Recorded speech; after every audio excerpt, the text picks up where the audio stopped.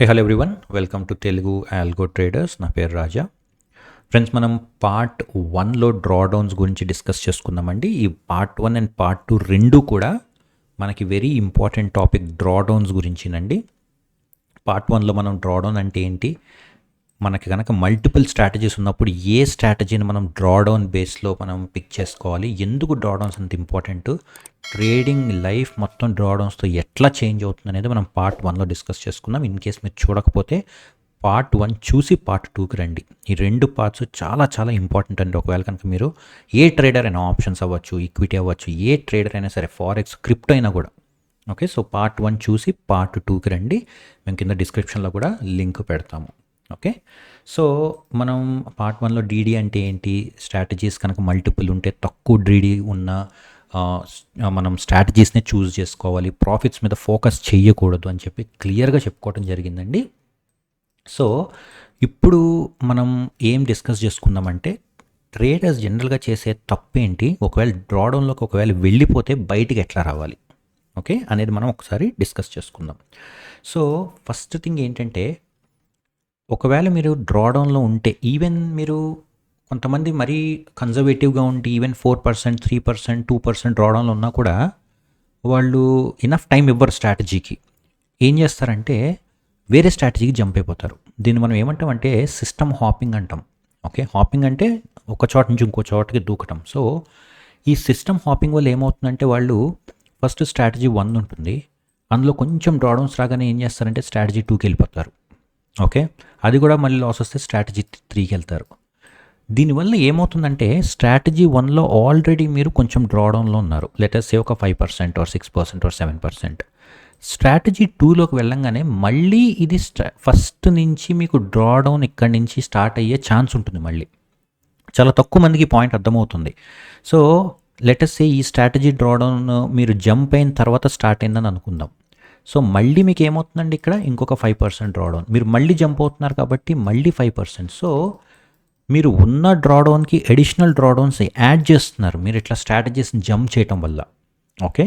So మీరు back test first త్వరగా చేసుకోండి. ఏదైనా డైరెక్షనల్ కానివ్వచ్చు, టైం బేస్డ్ కావచ్చు, ఏదైనా సరే బ్యాక్ టెస్ట్ చేసిన తర్వాత మీకు తక్కువ డ్రాడౌన్స్ మీరు హ్యాండిల్ చేయగలను అని అనుకుంటే అప్పుడు మీరు అందులోకి ఎంటర్ అవ్వండి. ఎంటర్ అయ్యాక ఇనఫ్ టైం ఇవ్వండి సిస్టమ్ రన్ అవ్వటానికి. ఓకే.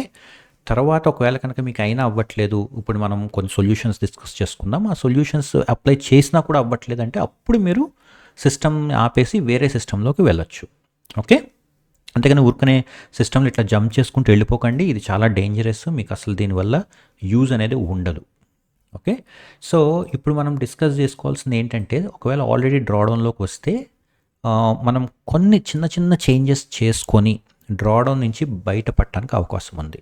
కానీ గుర్తుపెట్టుకోండి, ఇది అందరి ట్రేడర్స్కి ఉన్న ప్రాబ్లం ఏంటంటే, ఆ టైం డ్రాడౌన్ అనేది, అంటే మీరు ఆ డ్రాడౌన్ ఫేజ్లో ఉన్నంతసేపు కూడా very difficult to accommodate. Okay. ఆ పొజిషన్కి, ఆ సిచ్యుయేషన్కి అకస్టమ్ అవటం చాలా చాలా డిఫికల్ట్. సో కొంచెం పేషెన్స్ ఉండాల్సిందే మీకు. మీరు గుర్తుపెట్టుకోవాల్సింది ఏంటంటే, ప్రతి ట్రేడర్కి కూడా ఈ డ్రాడౌన్ ఫేజ్ ఉంటుంది, అది మీ ఒక్కళ్ళకే ఉన్నది కాదు. ఓకే. అండ్ మీరు ఏ స్ట్రాటజీ తీసుకున్నా మీకు డ్రాడౌన్ ఉంటుంది. ఓకే. సో ఫస్ట్ థింగ్ ఏంటి అంటే, position sizing very very important. Let's సే మీరు ఒక 4-5 లాట్స్తో ట్రేడ్ చేస్తున్నారు, మీకు ఆల్రెడీ ఒక 4%, 5% ఎంతో డ్రాడౌన్ వచ్చింది. ఓకే. లోవర్ చేసుకోండి పొజిషన్స్ని తగ్గించుకోండి. ఎందుకంటే ఆల్రెడీ మీరు లాస్లో ఉన్నప్పుడు పాయింట్ ఏంటంటే, మీకు రికవరీ అనేది చాలా ఇంపార్టెంట్. ఫస్ట్ ఆఫ్ ఆల్ ఇంకా ప్రాఫిట్స్ గురించి పక్కా పెట్టండి, మళ్ళీ డ్రాడౌన్ నుంచి బయటకు వచ్చే వరకు. ఓకే. సో ఇంకా లాస్ ఎక్కువ అయిపోకుండా మీరు ఏం చేయొచ్చు అంటే, 5 లాట్స్లో ట్రేడ్ చేస్తే ఫర్ ఎగ్జాంపుల్, దాన్ని తగ్గించుకొని 4 లాట్స్ ఆర్ 3 లాట్స్కి రండి. ఓకే. దీనివల్ల ఏమవుతుందంటే ఇంకా లాస్ల్లోకి వెళ్ళకుండా ఉంటుంది, స్లోగా రికవర్ అవుతారు. టైం పడుతుంది, పట్టనివ్వండి. టైం పట్టి మీకు కొంచెం డ్రాడౌన్ రికవర్ అయినా లేదా మొత్తం డ్రాడౌన్ రికవర్ అయిపోయినా మళ్ళీ మీరు ఒరిజినల్ పొజిషన్స్కి వెళ్ళొచ్చు. ఓకే. సో ఇది వెరీ వెరీ ఇంపార్టెంట్ అండి. ఎప్పుడైతే మీరు డ్రాడౌన్స్లో ఉన్నారో మైండ్ డిస్టర్బ్ అయిపోతుంది మీకు. అది అవ్వకుండా ఏం చేయాలంటే, మీరు కొంచెం కొంచెం పొజిషన్స్ని తగ్గించుకుంటూ రావచ్చు. ఇన్ కేస్ మీరు హ్యాండిల్ చేయలేకపోతే, హ్యాండిల్ చేయగలిగితే కంటిన్యూ చేయండి.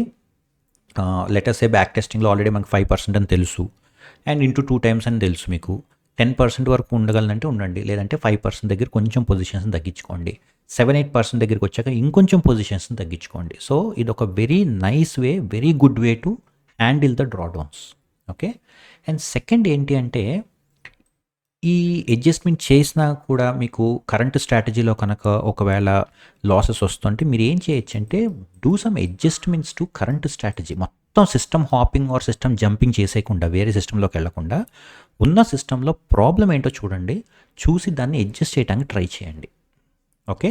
అప్పటికి కూడా అవ్వకపోతే అప్పుడు మీరు కొత్త సిస్టమ్, ఓకే, న్యూ సిస్టంలోకి వెళ్ళొచ్చు మీరు. ఓకే. సో ఈ 3 సిస్టమ్స్ మీరు స్టెప్ వైజ్గా ఇంప్లిమెంట్ చేసుకుంటూ రండి. ఇది నాకు హెల్ప్ అయింది ఇంతకుముందు పాస్ట్లో, మీకు కూడా ఖచ్చితంగా హెల్ప్ అవుతుందని నేను అనుకుంటున్నాను. ఓకే. సో ఈ 3 అనేది చాలా చాలా ఇంపార్టెంట్. అండ్ చాలామంది క్లయింట్స్ ఇంకో క్వశ్చన్ అడుగుతారు, సార్ అసలు ఎంత డ్రాడౌన్ ఉండాలి? ఓకే. ఎంత డ్రాడౌన్ ఉంటే అది హై డ్రాడౌన్ అంటారు, నేను ఎంతవరకు వెయిట్ చేయాలని? దానికి నో ఆన్సర్ అండి. ఎవరు చెప్పినా మీరు నమ్మద్దు. ఇది ఎట్లా అంటే ఒక ఫింగర్ ప్రింట్ లాగా, ఎవరి ఫింగర్ ప్రింట్ వాళ్ళకి ఎలా అయితే యూనిక్గా ఉంటుందో, డ్రాడౌన్స్ అనేది కూడా ఎవరి కెపాసిటీ వాళ్ళకు ఉంటుంది. ఓకే. మీ రిస్క్ అపెటైట్ అనేది మీకే తెలుస్తుంది, రైట్?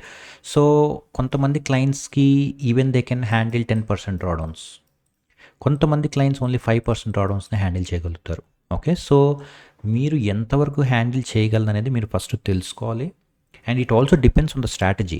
ఫర్ ఎగ్జాంపుల్, ఈ టైం బేస్డ్ స్ట్రాటజీస్లో జనరల్గా నేనైనా సరే ఎందుకు ఎక్కువ ట్రేడ్ చేస్తాను అంటే, టైం బేస్డ్ స్ట్రాటజీస్లో డ్రాడౌన్స్ అనేవి చాలా చాలా తక్కువ ఉంటాయి కంపేర్డ్ టు అదర్ స్ట్రాటజీస్. నా లైఫ్ టైంలో లాస్ట్ 14-15 ఇయర్స్లో నేను more than almost I think around ఒక 100 to 200 స్ట్రాటజీస్ పైననే బ్యాక్ టెస్ట్ చేసుకుంటామండి. ఓకే. Using various softwares. ఈ టైం బేస్డ్ రాకముందు అమి బ్రోకర్ ఉండేది, అలాగే మెటా ట్రేడర్ ఉండేది, వేరియస్ సాఫ్ట్వేర్స్ ఉండేవండి. ఓకే. పైథాన్ బేస్డ్ మేము బ్యాక్ టెస్ట్ చేసేవాళ్ళం. సో ఇలా చాలా చాలా ఆల్మోస్ట్ 100 to 200 స్ట్రాటజీస్ మేము బ్యాక్ టెస్ట్ చేసినాం. తర్వాతే టైం బేస్డ్ స్ట్రాటజీస్లో ఎక్కువ కొంచెం ఫండ్స్ పెట్టడానికి రీజన్ ఏంటి అంటే, టైం బేస్డ్ స్ట్రాటజీస్లో డ్రాడౌన్స్ అనేవి చాలా చాలా తక్కువ ఉంటాయండి. ఓకే. ఆల్మోస్ట్ ఒక మీకు ఈవెన్ 4-5% డ్రాడౌన్స్తో కూడా వచ్చేస్తుంది. జనరల్గా డైరెక్షనల్ స్ట్రాటజీస్ కానీ, బయ్యింగ్ స్ట్రాటజీస్లో కానీ మీకు డ్రాడౌన్స్ అనేవి ఎక్కువ ఉంటాయి. ఓకే. మీరు డైరెక్షన్ తీసుకోండి, లేదంటే ఆప్షన్ బయ్యింగ్ స్ట్రాటజీస్ ఉంటాయి. ఆప్షన్ బయ్యింగ్ స్ట్రాటజీస్లో బ్యూటిఫుల్ స్ట్రాటజీస్ ఉంటాయండి, మీకు ఈవెన్ 200-300% రిటర్న్స్ వచ్చేవి కూడా. కానీ ఏ ఒక్కటి కూడా ట్రేడర్ కంటిన్యూ చేయడు. ఎందుకు చేయడంటే అక్కడ డ్రాడౌన్స్ చాలా హెవీ ఉంటాయి. Most difficult part with options buying ఏంటండి? Drawdowns, not profits. ప్రాఫిట్స్ యాక్చువల్గా చాలా ఎక్కువ ప్రాఫిట్స్ వచ్చే స్ట్రాటజీస్ చాలా ఉన్నాయి. So we cannot handle it. అలాగే డైరెక్షనల్ దాంట్లో కూడా ప్రాబ్లం ఏంటంటే కొంచెం డ్రాడౌన్స్ ఎక్కువ ఉంటాయి. సో ఎంత డ్రాడౌన్ హై అనేది అది డిపెండ్స్ అండి. కొంతమంది సార్ లేదు సార్ నేను ఎక్కువ ప్రాఫిట్ తీసుకుంటాను, నేను ఎక్కువ డ్రాడౌన్స్ వచ్చినా నేను రిస్క్ చేయగలను అనుకునే వాళ్ళు వేరే టైప్ ఆఫ్ స్ట్రాటజీస్ని పిక్ చేసుకుంటారు. లేదు సార్ నా వల్ల కాదు, నేను జస్ట్ బ్యాంక్ ఇంట్రెస్ట్కి ఒక 4-5 టైమ్స్ వచ్చినా చాలు, నాకు 30%-35% వచ్చినా చాలు, నాకు స్మూత్గా ఉండాలి ట్రేడింగ్ అనేవాళ్ళు టైం బేస్డ్ స్ట్రాటజీస్ని చూస్ చేసుకుంటారు. లేదంటే వేరే లో రిస్క్ స్ట్రాటజీస్, హెడ్జింగ్ స్ట్రాటజీస్ ఉంటాయి, ఆ స్ట్రాటజీస్ని వాళ్ళు చూస్ చేసుకుంటారు. సో ఎంత డ్రాడౌన్ గుడ్ ఆర్ బెటర్ అనేది మీరు ఎవరిని అడగద్దు. ఫస్ట్ ఆఫ్ ఆల్ ఎవరు చెప్పినా నమ్మద్దు. ఓకే.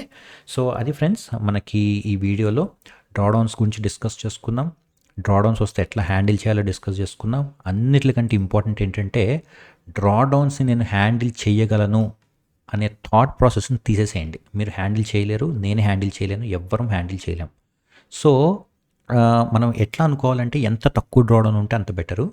అండ్ ఇంకొకటి, డ్రాడౌన్ ఖచ్చితంగా నేను వెళ్తాను, మైండ్ మేకప్ చేసేసుకోండి మీరు. ఓకే. కంపల్సరీగా మీరు ఫిక్స్ అయిపోండి, ఖచ్చితంగా నేను డ్రాడౌన్కి వెళ్తాను. అండ్ ఆ డ్రాడౌన్ వెళ్ళినప్పుడు నేను డిసిప్లిన్డ్గా ఉండాలి అని ముందే ప్రీ మెడిటేట్. ఓకే. ముందుగా మీరు మైండ్లో ఫిక్స్ అయిపోండి. దానివల్ల కొంతవరకు మీకు హెల్ప్ అవుతుంది. ఓకే. నేను ఆల్రెడీ ఏ స్ట్రాటజీ నేను స్టార్ట్ చేసినా కూడా 10% వరకు కూడా అసలు నేను సిస్టమ్ని టచ్ చేయను అని నా మైండ్లో ఫిక్స్ అయిపోతానండి. 10-15% నేను పొజిషన్ సైజ్ని తగ్గించుకోవటమో లేకపోతే వేరే అడ్జస్ట్మెంట్స్ చేయటమో చేస్తాను. 15% బియాండ్ నేను ఆపేస్తాను. ఓకే. అలా ప్రతి ఒక్కరికి డిఫరెంట్ రిస్క్ అపెటైట్ ఉంటుంది. సో మీరు ఫస్ట్ మైండ్లో ఫిక్స్ అయిపోండి, నేను ఖచ్చితంగా కూడా డ్రాడౌన్స్లోకి వెళ్తాను, ఆ టైంలో నేను కామ్గా కూల్గా కంటిన్యూ చేయాలి అని చెప్పి మీరు మైండ్లో ఫిక్స్ అయిపోండి. This is the only solution to handle the drawdown. Okay. So అది ఫ్రెండ్స్ ఈరోజు మన వీడియో. ఇది పార్ట్ 2 అండి. సో పార్ట్ 1, పార్ట్ 2 ఖచ్చితంగా చూడండి. ఈ రెండు మీరు మాస్టర్ చేస్తే ఖచ్చితంగా మీ ట్రేడింగ్ జర్నీ అనేది చేంజ్ అవుతుంది.